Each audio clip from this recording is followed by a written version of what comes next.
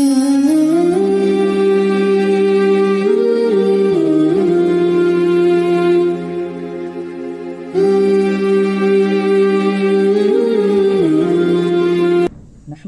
ونصلي على رسوله الكريم أما بعد فأعوذ بالله من الشيطان الرجيم بسم الله الرحمن الرحيم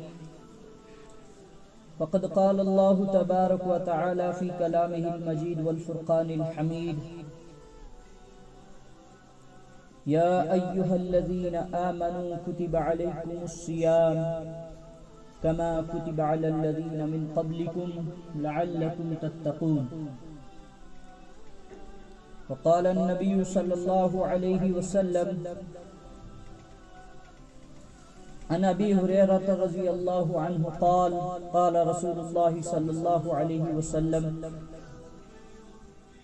دخل رمضان فتحت أبواب الجنة وغلقت أبواب جهنم وسلسلة الشياطين وفي رواية أبواب الرحمة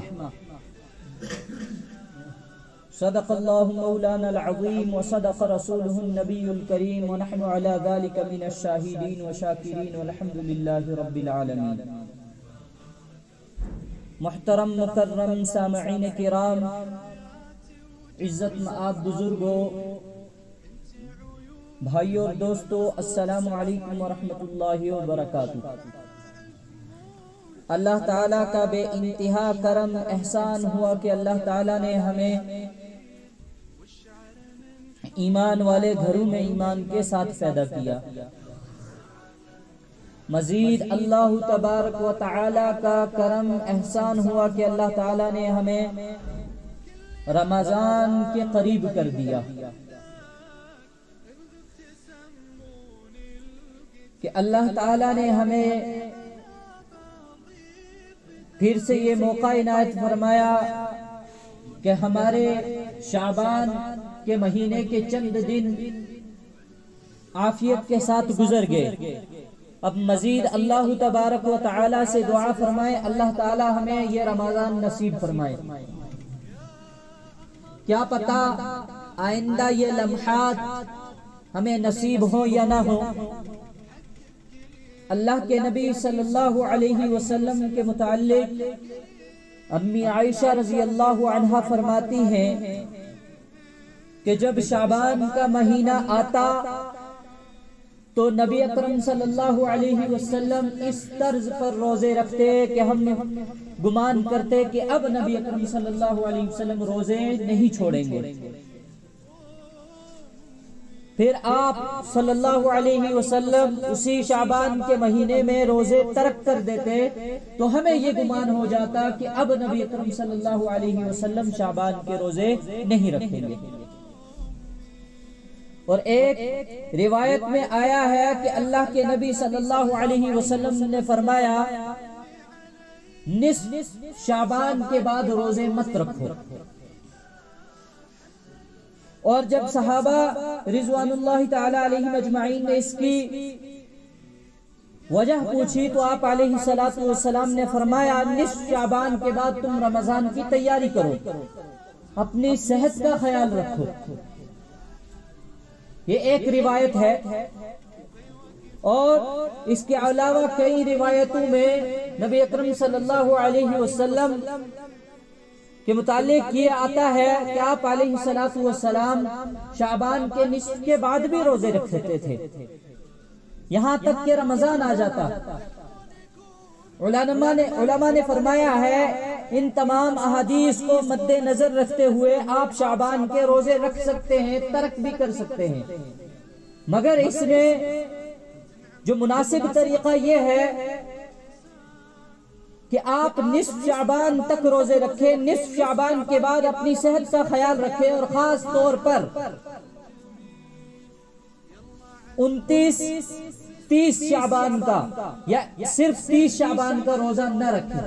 اس کی وجہ یہ تاکہ رمضان کا استقبال اس کی خاصیت کے مطابق ہو، کہ رمضان کا خاصہ ہیں اس کے فرض روزے، اور شعبان اور رمضان کے روزے نہ مل جائیں، اس سے ایسا نہ ہو کہ آگے آنے والی نسلوں میں بگاڑ پیدا ہو جائے۔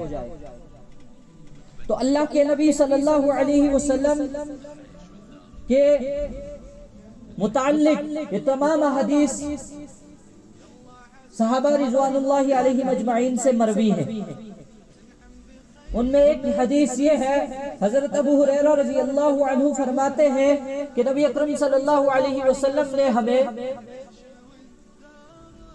بتایا کہ جب رمضان داخل ہوتا ہے، رمضان شروع ہو جاتا ہے، تو اللہ تعالی فتحت ابواب الجنہ، جنت کے تمام دروازے کھول دیتے ہیں، ایک بھی بند نہیں رہتا۔ وغلقت ابواب جہنم، اور جہنم کے تمام دروازے بند کر دیے جاتے ہیں۔ وسلسلت الشیاطین، اور شیطان جو سرکش شیاطین ہوتے ہیں ان کو جکڑ کر رکھ دیا جاتا ہے۔ اور ایک روایت میں آیا ہے کہ نبی اکرم صلی اللہ علیہ وسلم نے 29 شعبان کو صحابہ کے سامنے ایک خطبہ فرمایا، جس میں فرمایا اے صحابہ، رمضان قریب آ رہا ہے، یہ وہ رمضان ہے کہ جس میں اللہ تعالیٰ جنت کے تمام دروازے کھول دیتے ہیں کہ ایک بھی بند نہیں رہتا، اور جہنم کے تمام دروازے بند کر دیے جاتے ہیں، ایک بھی کھلا نہیں رہتا۔ اور جیسے ہی شعبان کہ مہینے کا اختتام ہوتا ہے، یعنی غروب آفتاب کے بعد جو رمضان کا پہلا دن ہوتا ہے، پہلی تاریخ ہوتی ہے یکم رمضان، تو اس میں اللہ تعالیٰ فرشتوں سے فرماتے ہیں تمام کے تمام سرکش شیاطین کو جکڑ لو، زنجیروں میں باندھ دو۔ اور یہ وہ مہینہ ہے کہ اللہ تعالیٰ اس مہینے میں ہر رات کو، ہر شب کو اللہ تعالیٰ آسمان دنیا پر تشریف فرما ہوتے ہیں، اور ایک غیبی منادی پکارتا ہے، اے اللہ کے بندو، اللہ کی طرف آؤ، کیا تم رزق کے طالب ہو، کیا تم مغفرت کے طالب ہو؟ پھر فرمایا کہ اس رمضان کی ہر شب کو اللہ تعالیٰ بہت سے جہنمیوں کو جہنم سے رہائی عطا فرماتے ہیں، ان کو جنت میں داخل کر دیا جاتا ہے۔ اور یہ مکمل رمضان تک یہ معمول رہتا ہے کہ ہر شب کو کیا کرتے ہیں، اللہ تعالیٰ جہنم سے جہنمیوں کو آزاد کر کے جنت میں بھیج دیا جاتا ہے، داخل کر دیا جاتا ہے۔ اور فرمایا کہ اس رمضان میں جس آدمی نے ایک غیر فرض یعنی نفل عبادت کو ادا کیا، ایک نفل ادا کیا، غیر رمضان کے فرضوں کے برابر اس کو ثواب ملتا ہے۔ یعنی اس رمضان میں ایک آدمی نے نفل پڑھا تو اس کو ثواب فرض کے برابر ملے گا، اور جو شخص ایک فرض ادا کرے اس رمضان کے مہینے میں، فرمایا اس کو 70 فرضوں کے برابر ثواب عطا ہوگا۔ اور جو شخص اس رمضان میں کسی روزے دار کو افطار کرائے، فرمایا کہ اس کو اس روزے دار کے روزے کے اور پورے دن کی جو روزے کی مشقت تھی اس کے برابر کس کو ثواب ملے گا، جس نے اس روزے دار کو افطار کرایا۔ یہاں صحابہ رضی اللہ عنہم اجمعین نے فرمایا یا رسول اللہ، بعضے ہم میں سے ایسے ہیں جو روزہ افطار نہیں کرا سکتے، ان کو وسعت نہیں ہے اتنی، تو اس سے پتہ چلا کہ غربا تو رہ جائیں گے اس ثواب سے۔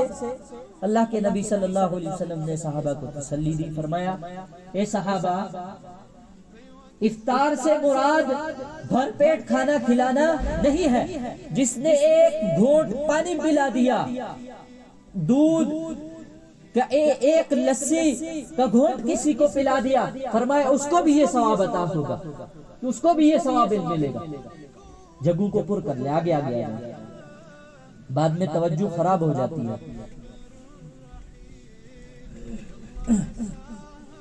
فرمایا کہ اتنا ثواب اس رمضان میں عطا کیا جاتا ہے.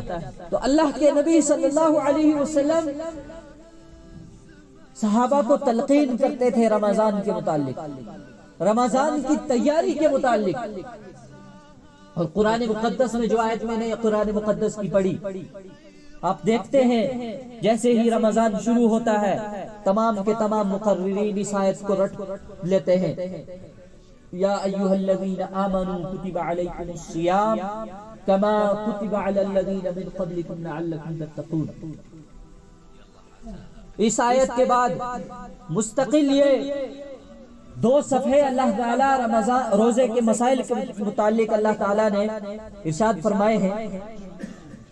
تو اس آیت کا ترجمہ یہ ہے، اے ایمان والو کتب علیکم الصیام، تمہارے اوپر فرض کر دیے گئے روزے، کما کتب علی الذین من قبلکم، جیسے کہ فرض کیے گئے تھے تم سے سابقہ امتوں پر،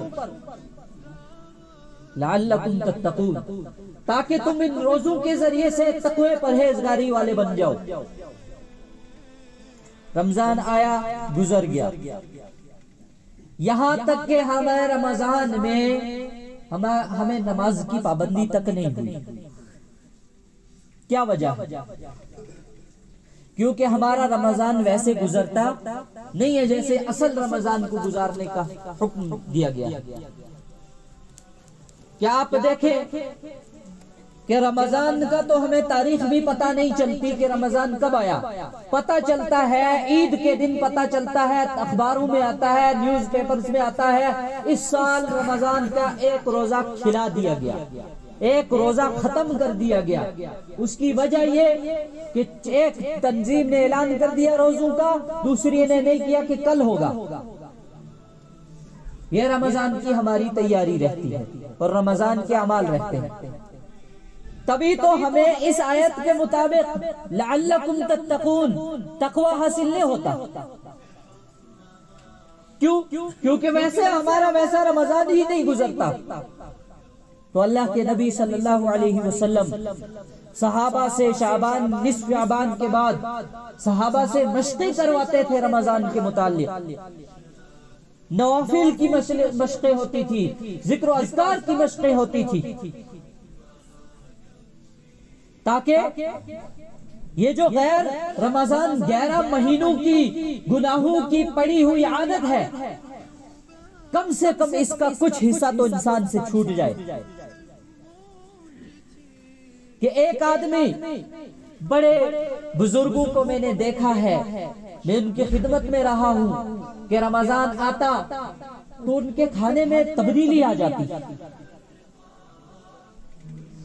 ہمارے ایک استاد تھے، تو اکثر میں ان کو دیکھتا تھا جتنے عرصے وہاں مدرسے میں پڑھا، ان کے ساتھ رہا، کہ رمضان سے قبل ان کے جو ہے کمرے میں بڑے اچھے اچھے جو ہے فروٹس رہتے، ڈرائی فروٹس رہتے، سب چیزیں. تو اس وقت چونکہ اتنا شعور نہیں تھا، تو ان کی ایک یہ اس چیز کو ایک شوق سمجھتا تھا میں. مگر جب آج اس چیز کے اوپر ایسی سوچ جاتی ہے تو پتہ چلتا ہے کہ وہ بڑے بزرگ لوگ اصل رمضان کی تیاری کیا کرتے ہیں، تاکہ ہماری صحت ایسی بن جائے کہ رمضان سے پہلے ہماری تقویت، ہمارے جسم میں اتنی تقویت آ جائے کہ رمضان کے روزے بآسانی ہم رکھ سکیں. یہاں تو ایک سٹاک جمع کیا جاتا ہے رمضان کی افطاری کے لیے، کہ پورے دن روزہ رکھا تھا، نشہ نہیں کر پایا اور دیگر چیزیں نہیں ہو پائی، اب رمضان کا جو ہے افطار ہو گیا ہے روزے کے بعد، اب اس کے کیا کیا جائے گا؟ بھرپائی کی جائے گی. تو کوشش کریں کہ تمام بری عادتوں کو رمضان سے پہلے ہی ختم کر دی جائے. کوشش کریں آج ہی مساجد میں جا کر پہلی صفوں کا جو ہے پہلی صفوں کی عادت ڈالیں، پہلی صفوں میں نماز پڑھنے کی عادت ڈالیں. کوشش کریں آج ہی وہ چیزیں جو رمضان سے پہلے جو رمضان کے درمیان ہمیں کیا کریں گی؟ تکلیف دیں گی صحت کے اعتبار سے، ہمارے روزے میں ہمارے جسم کی تقویت کے اعتبار سے، ان سے پرہیز کرنے کی کوشش کریں۔ جو چیزیں ہمارے جسم میں طاقت پیدا کریں ان کو استعمال کرنے کی کوشش کریں، زیادہ سے زیادہ نوافل پڑھنے کی کوشش کریں۔ آج ہی سے ہم مشق کر لیں کہ ہم نے رمضان میں کیا کرنا ہے۔ رمضان کی تیاری کے لیے ہمیں پتہ ہونا چاہیے کہ ہم نے قرآن پڑھا نہیں ہے، اس رمضان میں ہمیں 10 سورتیں مکمل کرنی ہے، 10 سورتوں کا ٹارگٹ رہے گا، 10 سورتیں یاد کرنی ہیں۔ ہمارا ایک شیڈول آج ہی سے طے ہو جائے کہ ہم نے رمضان میں کیا کرنا ہے۔ اللہ کے نبی صلی اللہ علیہ وسلم ایسے تیاری فرماتے تھے رمضان کی کہ آپ کے کھانے میں تبدیلی ہو جاتی، آپ کی نمازوں میں، آپ کے رات کے سونے میں، رات کے جاگنے میں، سب چیزوں میں آپ صلی اللہ علیہ وسلم کے جو ہے آپ کی زندگی میں تبدیلی آ جاتی رمضان کی تیاری کے اعتبار سے۔ کوشش کریں کہ ہم میں بھی یہی کرنا چاہیے۔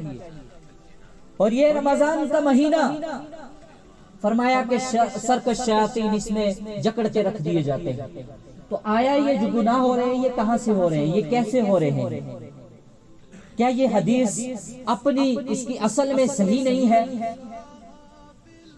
یا شیطان مضبوط ہو گئے ہیں کہ وہ فرشتوں کے ہاتھ میں نہیں آ رہے؟ تو اس کے متعلق علماء محدثین فرماتے ہیں انسان کے گناہ کرنے کی 2 وجوہات ہوتی ہیں۔ انسان کو گناہ کروانے والی 2 چیزیں ہوتی ہیں۔ پہلی تو اس کا جو ہے اصل دشمن وہ شیطان ہے، اور دوسرا جو اصل دشمن تو نہیں ہے اس کا، مگر وہ شیطان سے بھی زیادہ خطرناک ہے، وہ اس کا نفس ہے۔ شیطان تو جکڑا جاتا ہے رمضان میں۔ جو شیطان روزے نہیں رکھنے کی لوگوں کو جو ہے وسوسے ڈالتا تھا، جو شیطان جو ہے نشے کرنے کا وسوسہ ڈالتا تھا اور دوسرے گناہوں میں پھنسانے کے لیے وسوسے ڈالتا تھا، وہ تو قید ہو چکا ہے۔ مگر یہ جو نفس، وہ جو نشے کا عادی ہو چکا ہے، وہ جو شراب خوری کا عادی ہو چکا ہے، وہ رشوت خوری کا عادی ہو چکا ہے، وہ غیبت کا عادی ہو چکا ہے، وہ چگلیوں کا عادی ہو چکا ہے، وہ تو جکڑا نہیں جاتا نا۔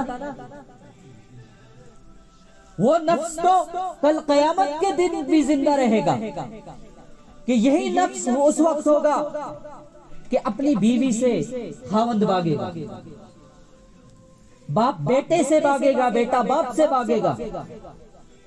یہ جو بچے آج اپنی ماں کے بنا نہیں رہ سکتے، تو یہی بچے کل قیامت کے دن اپنی ماں سے چھپتے پھریں گے، کہیں مجھے ماں جو ہے مجھ سے کیا نہ مانگ لے۔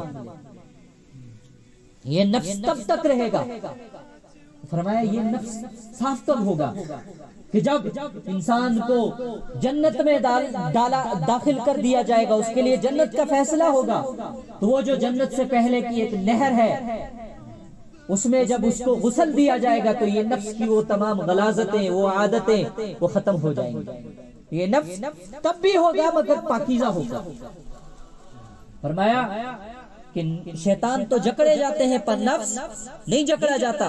نفس عادی ہو چکا ہے گناہوں کا تو وہ گناہ کرتا رہتا ہے مستقل۔ فرمایا اس نفس کو رمضان سے پہلے قابو میں کرنا ہے، کہ رمضان میں اکثر بزرگوں کو دیکھا گیا ہے کہ مستقل قرآن کی تلاوت فرماتے ہیں۔ حضرت شیخ زکریا علیہ الرحمہ، شیخ الحدیث، فضائل اعمال کے مصنف، وہ ان کے ملفوظات میں لکھا گیا ہے کہ حضرت شیخ نے فرمایا کہ میری دادی جان رمضان میں ایک دن میں، رمضان کے ایک دن میں 40 پاروں کی تلاوت کر دیتی تھی۔ 40 پارے یعنی ایک قرآن اور ساتھ میں 10 پارے۔ حضرت شیخ فرماتے ہیں اپنی بیٹیوں کے متعلق ملفوظات میں لکھا گیا ہے حضرت شیخ کی بیٹیوں کے متعلق کہ حضرت شیخ کی بیٹیاں رمضان میں پورا کام کاج کر کے پھر بھی اس کے باوجود ایک دن میں 10 پارے تلاوت کر دیتی تھی. اور خود حضرت شیخ کے متعلق فرمایا لکھا گیا ہے ان کے ملفوظات میں کہ حضرت شیخ کا معمول رہتا کہ ان کو قرآن سنانا تھا, وہ قرآن سناتے تھے تو اس دن میں وہ جس پارے کو سنانا ہوتا تھا اس کو 30 مرتبہ اس کی کیا کر دیتے تھے, اس کی گردان ہو جاتی تھی, اس کو 30 مرتبہ پڑھ لیتے تھے کہ رمضان میں کتنے قرآن مکمل ہو گئے. یہ حضرت شیخ کا معمول رہا. اور ان کے ملفوظات میں لکھا گیا ہے کہ حضرت شیخ کے یہاں ایک ان کا مہمان آیا رمضان میں, وہ صبح آگے تو حضرت شیخ تلاوت کر رہے تھے. پھر کیا ہوا کہ جب وہ اب سوچا کہ اب تو جو ہے اشراق کا وقت ہے تو اشراق پڑھ رہے ہوں گے, چلو کوئی بات نہیں. اشراق سے پہلے زوال کا وقت تھا تو حضرت شیخ کے پاس گئے تو پھر تلاوت کر رہے ہیں. اشراق کے وقت اشراق پڑھ رہے ہیں. اب اشراق کے بعد جو ہے چند لمحہ پھر تلاوت کر رہے ہیں. پھر اس کے بعد چاشت پڑھنے لگ گئے. پھر اس کے بعد جو ہے ظہر کی تیاری میں لگ گئے حضرت شیخ. سنتیں پڑھی, سنتیں مؤکدہ, اس کے بعد نوافل پڑھی, پھر تلاوت کی. کرتے کرتے کرتے تو شام کو افطار ہو گیا. اب افطار کے وقت بھی بات نہیں ہو سکی, ملاقات نہیں ہو سکی. حضرت شیخ افطار کرنے میں ہے. پھر اس کے بعد مغرب کے بعد عشاء تک قرآن کا جو پارہ سنانا ہے وہ اور اوابین پڑھنے میں لگے. اب کیا ہوا کہ رات آئی تو رات کو عشاء کے بعد حضرت شیخ تلاوت کر رہے ہیں اور تہجد پڑھ رہے ہیں. پوری رات گزر گئی. اگلا دن جب آیا تو وہ مسافر گٹھڑی اٹھایا اور حضرت شیخ کے دروازے پر ایسے دستک دی اور فرمایا حضرت شیخ ایک بات آپ سے عرض کروں گا. لال پیلا ہو کر غصے میں کہنے لگا رمضان تو ہمارے یہاں بھی آتا ہے, ہم بھی روزے رکھتے ہیں, ہم کافر نہیں ہیں, مگر اس طرح بخار کی طرح رمضان تو ہمارے یہاں نہیں آتا ہے کہ اپنے مہمان کو بھی کیا کر دیا. کم سے کم آپ مہمان کا تو خیال کریں, ایک سیکنڈ ایک لمحہ تو دے. بڑے غصے میں تو حضرت شیخ کے مرید کھڑے ہیں تو وہ سوچنے لگے. وہ لکھتے ہیں کہ ہم نے سوچا کہ اتنی زیادہ غیرت مندی جذبات میں اس شخص نے حضرت شیخ کے سامنے بات کی ہے, اب کم سے کم حضرت شیخ تو اس کو جواب تو ضرور دیں گے, کم سے کم معذرت تو ضرور کریں گے. حضرت شیخ نے وہ لمحہ جو اس کی باتیں سنی, اس کے بعد جیسے ہی وہ جو ہے اپنی بات اس کی ختم ہوئی, اب وہ اگلی بات شروع کرنے لگا تھا کہ حضرت شیخ پھر سے تلاوت کرنے لگے. اور وہ مجبور ہوا, مایوس ہوا اور چل دیا. حضرت شیخ کے مرید فرماتے ہیں ہم پیچھے گئے تو ہم نے دیکھا وہ اتنے جذبات میں, اتنے وہ جذباتی ہو گیا تھا کہ رکنے کا نام اس نے نہیں لیا, چلا گیا. اور رمضان کے بعد چونکہ ہمیں موقع ملا حضرت شیخ کو پوچھنے کا تو حضرت شیخ نے فرمایا میں تو اللہ کو راضی کرنے میں لگا تھا, اب وہ ناراض ہو گیا تو اس میں میرا کوئی قصور نہیں ہے, میں تو اللہ کو راضی کر رہا تھا, جس کا وہ بھی بندہ ہے میں بھی بندہ ہوں. فرماتے ہیں کہ حضرت شیخ کے ہاں سب سے زیادہ پکا مرید بعد میں وہی آدمی بن گیا. کہ یہ معمول رہتا تھا اکابرین کے ہاں کہ رمضان میں قرآن کی تلاوتیں ہوتی تھی, مگر ہمارے یہاں رمضان کچھ اس کے برعکس ہوتا ہے. آج سے مسجدوں میں 2 دھڑے پیدا ہو جاتے ہیں, ایک وہ جو قرآن سننے والا ہے, ایک وہ جو قرآن نہیں سنیں گے. اسوں پیا دوئی مسجد بگنا پیا اسی تنخواہ نہ دے سیں مگر اسی قرآن نہ سن سا پیا نہیں سنو نندا بہت لمبا ہوندا 10 سورتاں پڑھ سا اے افصاب اپنے پڑھ سن بس دو افصاب کون آنسی کون ان دا بارا جو نا افطاری دا قیام کون دکسی کون کی کرسی اے نہیں ہو سی اسی. مستقل رمضان میں ایک طبقہ مسجد چھوڑ دیتا ہے. یہ 10 دنوں میں یہ کارنامے ہوتے ہیں, یہ 10 دنوں میں. معذرت کے ساتھ بہت بری باتیں کہہ رہا ہوں, چبنے والی بات, مگر ہوتا ہے. فرمایا اللہ کے نبی صلی اللہ علیہ وسلم کا معمول رہتا تھا کہ حضرت جبریل امین علیہ السلام آپ کا قرآن سنتے، پھر حضرت جبریل علیہ السلام قرآن سناتے، آپ سنتے. اور تراویح میں مستقل پھر ایک بڑی عجیب و غریب قسم کی حالات ہمارے یہاں آتے ہیں رمضان میں. مسجدیں کھچا کھچ بھری ہوئی ہیں، مگر اللہ کے بندے کیا مسجد میں باتیں کر رہے ہیں اللہ کی بنا. کہ تجربے کے ساتھ کہہ رہا ہوں، میرا کوئی ذاتی تجربہ نہیں ہے، مگر میں نے اکثر اپنے ساتھیوں کو رمضان کے بعد مسجدوں سے فارغ ہوتے دیکھا. کیوں؟ پتا چلا کہ رمضان میں قرآن سنایا. کچھ نئے مقتدی آئے تھے جن کو قرآن سننے کی عادت نہیں تھی، یا قرآن سننے کی عادت تو تھی تو ان حافظ صاحب سے سننے کی عادت نہیں تھی. وہ جو تیز پڑھنے، وہ آرام سے پڑھنے کے چکر میں ایسا امام صاحب کو رگڑا ہے کہ امام صاحب خود چھوڑ گئے. کہا جی اب بس ہو گیا، میرا عید تک تھا، اس کے بعد اب آپ سنبھالیں. ایسے ایسے کارنامے ہوتے ہیں ہماری مسجدوں میں. تو اللہ کی پناہ، اللہ سے توبہ کریں. یہ 10 دنوں میں کوشش کریں جہاں سورتوں کی تلاوت ہوتی ہے جس مسجد میں، وہ اپنے یہاں حافظ صاحب کا انتظام کریں. کم سے کم رمضان میں قرآن سنیں. اور ایک بڑی باریک بات کہوں گا، اس کے بعد اپنی بات ختم کروں گا، کہ اس سال قرآن کو سنت سمجھ کر تو پڑھیں سنیں، مگر اس کے ساتھ ساتھ بڑی باریکی سے، بڑی دل کی گہرائی سے گہری سوچ رکھ کر اپنے آئندہ کے لیے یہ سوچیں. یہ جذبات کے ساتھ نہیں کہہ رہا ہوں، اصل بات کہہ رہا ہوں، حقائق کے ساتھ. جیسے حالات ہیں، پتہ نہیں اگلے سال ہمیں یہ قرآن سننا ملے گا.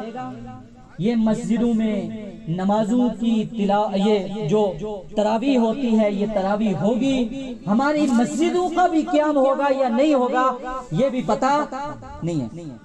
تو اس لیے کوشش کریں کہ یہ رمضان ایسے گزاریں، اس کی ایسی تیاری کریں اس رمضان کو کہ پتہ نہیں آگے کا رمضان ہمیں نصیب ہوگا یا نہیں ہوگا. یہ تو ایک تو زندگی کا بھی یہ اصل حق، یہ حقیقت ہے کہ اگلے سال ہمیں پتہ نہیں ہے کہ رمضان میسر ہوگا یا نہیں ہوگا.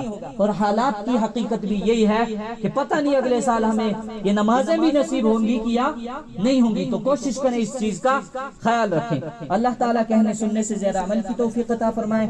اللہ تعالی ہمارے جو حق کہنے کو قبول فرمائے، اس کے اوپر عمل کی توفیق عطا فرمائے.